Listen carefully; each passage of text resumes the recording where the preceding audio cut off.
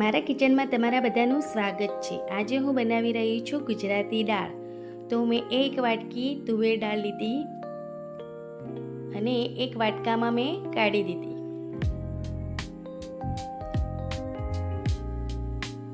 અને એને 2 થી 3 પાણીથી મેં ધોઈ અને તેને પલાળી દીધી। પલાળીને મેં 15 થી 20 મિનિટ સુધી રાખી અને પછી જોયું તો દાળ સરસ પલળી ગઈ। એટલે 15 થી 20 મિનિટ સુધી તેને દાળને પલાળી રાખવી એટલે સરસ બફાઈ જાય। હવે મેં પાણી કાઢી દીધું અને કુકરમાં લઈ લીધી।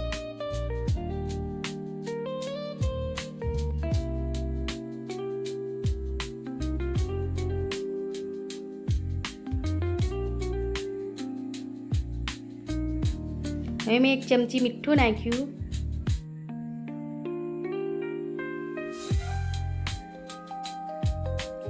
1 ચમચી હળદર નાખી,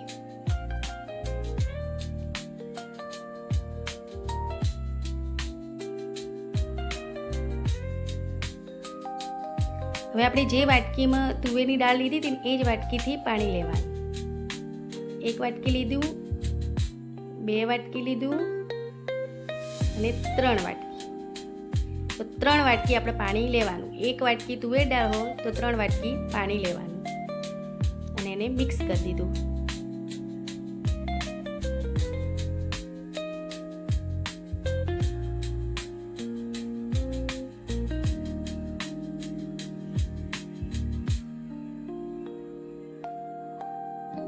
હવે 1 વાટકીમાં સિંગદાણા લેવાના અને એ વાટકી અંદર દાળની અંદર મૂકી દેવાની।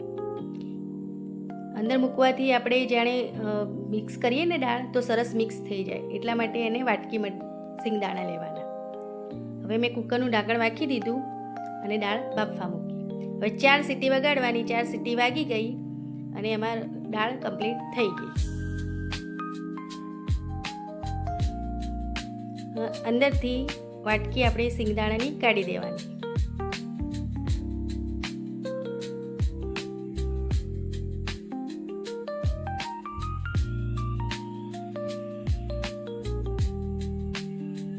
સરસ દાળ હવે આપણી થઈ ગઈ છે।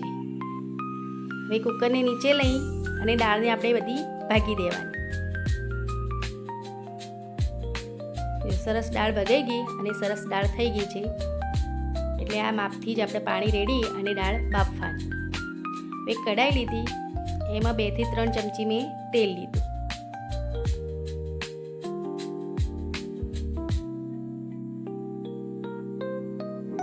હવે મેં તજ અને લવિંગ એ બંને નાખ્યું અંદર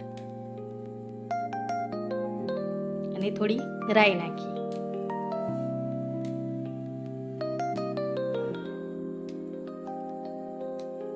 હવે રાઈને થોડી ફૂટવા દેવાની। હવે રાઈ ફૂટી જાય એટલે ચપટી આપણે મેથીના દાણા લેવાના। લગભગ 7 થી 8 દાણા લેવાના મેથીના અને એ વઘારમાં નાખવાના। આ દાળની અંદર મેથીના દાણા સારા લાગે છે, એટલે મેથીના દાણા ખાસ નાખવા।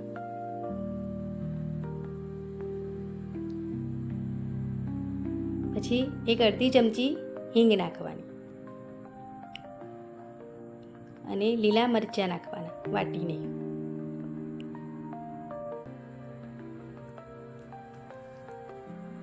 બધું મિક્સ કરી દેવાનું।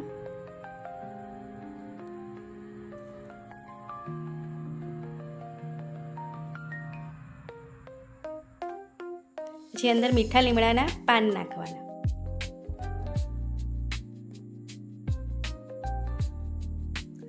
મીઠા લીમડાના પત્તા અંદર નાખીએ ને એટલે દાળનો ટેસ્ટ સારો આવે છે, એટલે એનો વઘાર ખાસ કરવો। હવે બધું મિક્સ કરવાનું।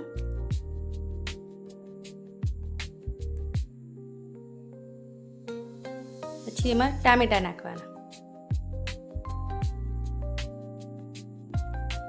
ટામેટાં પણ મિક્સ કરી દેવાના બધા।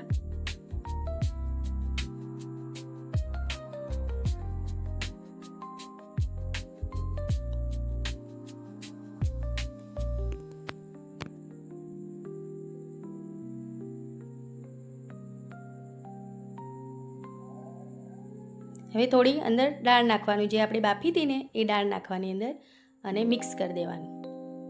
પછી બધી દાળ અંદર નાખી દેવાની કઢાઈમાં. હવે નાખી અને બધું મિક્સ કરી દેવાનું.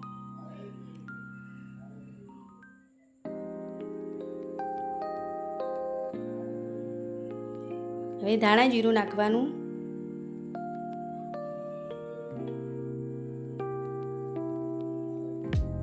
મરચું નાખવાનું. દાળને મિક્સ કરી દેવાની.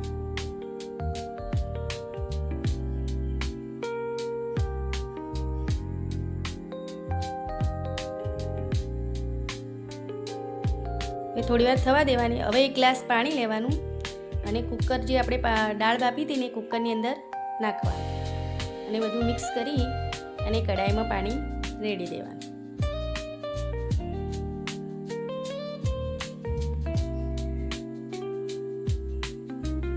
બધું મિક્સ કરી દેવાનું.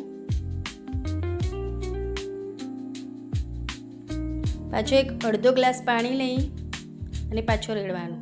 એટલે અંદર લગભગ 1.5 ગ્લાસ જેટલું પાણી રેડવાનું. ગુજરાતી દાળ એ થોડી પતલી જ હોય, એ જાડી દાળ મજા ના આવે, પણ એ પતલી દાળ જ મજા આવે ખાવાની, એટલે પતલી જ થોડી બનાવવાની. હવે કટકો ગોળ નાખવાનો. આ ખટ્ટી મીઠી દાળ ખાવાની બહુ મજા આવે છે. હવે સિંગદાણા નાખી દેવાના.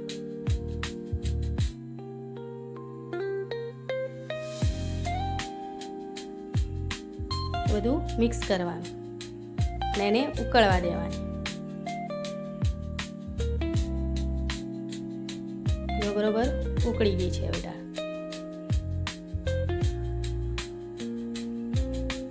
એ થોડી આપણે ચમચીમાં લઈને ટેસ્ટ કરવાનો કે મીઠું ઓછું લાગે તો મીઠું આપણે નાખવાનું. તો આપણે બાફતી વખતે નાખ્યું હતું, પછી વઘાર વખતે નાખ્યું નહોતું, એટલે ટેસ્ટ કરી અને હવે મીઠું નાખી દેવાનું 1 ચમચી. હવે થોડી ઉકળવા દેવાની. ઉપર ધાણા નાખવાના.